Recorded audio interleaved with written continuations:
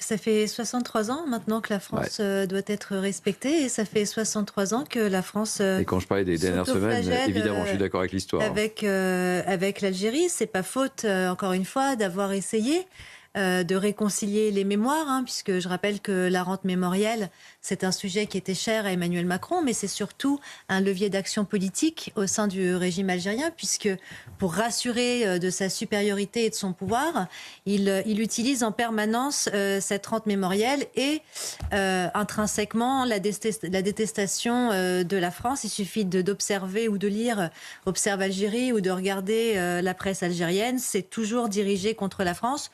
Mais pas que, hein, la haine pathologique, elle s'exprime également à l'égard du Maroc, puisqu'il y a toujours cette forme de paranoïa avariée contre une espèce de complot que mèneraient les Français, les sionistos, macronistos, marocains, etc., etc. Moi, la question que je me pose est une question toute banale, de savoir si effectivement il n'y a pas une sorte d'appel qui aurait été lancé, un appel diffus qui aurait été lancé à ces présumés influenceurs, ces djihadistes de l'Internet, ceux qui appellent en tout cas à commettre des actes violents, voire des attentats, en fonction du raidissement de l'Algérie dans notre diplomatie, dans notre absence de diplomatie. Je ne sais pas, mais j'entendais l'ancien ambassadeur, M. Driancourt, nous dire qu'il y avait quand même un réseau algérien considérable qui s'était installé en France avec 20 consulats, dont 2 consulats qui avaient été récents, qui avaient été ouverts par le précédent ministre de l'Intérieur, M. Darmanin.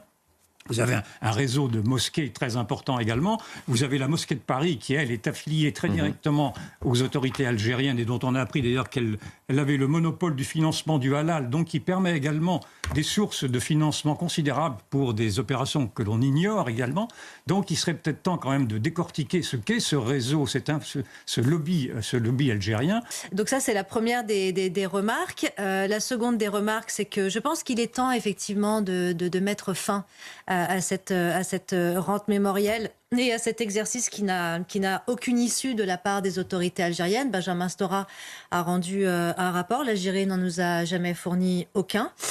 Puisque je rappelle qu'eux ont leur histoire officielle qui ne sera jamais compromise. Preuve en est, Boualem Sansal est enfermé aujourd'hui dans leur geôle parce qu'il a tenu des propos remettant en cause les frontières algériennes. Et pour ces propos-là, aujourd'hui, il est détenu de façon arbitraire. Son avocat n'a pas pu obtenir de visa pour lui rendre visite. Rendez-vous compte de ce qu'on appelle le fameux état de droit, la fameuse démocratie algérienne. D'abord, tous les Algériens ne se reconnaissent pas naturellement dans la dictature algérienne, Dieu merci. Bien sûr. Tous les Algériens et de il France, est important de faire la dissociation. Tous les Algériens de France non plus ne se reconnaissent pas dans la dictature algérienne et que vous avez même dans la communauté kabyle beaucoup de gens issus de cette Algérie qui militent précisément d'abord pour dénoncer ces influenceurs-là. Il y aura une manifestation dimanche, place de la Nation, pour réclamer la libération de Boualem Sansal et pour dénoncer précisément le jeu pervers de ces djihadistes d'Internet, si je puis dire.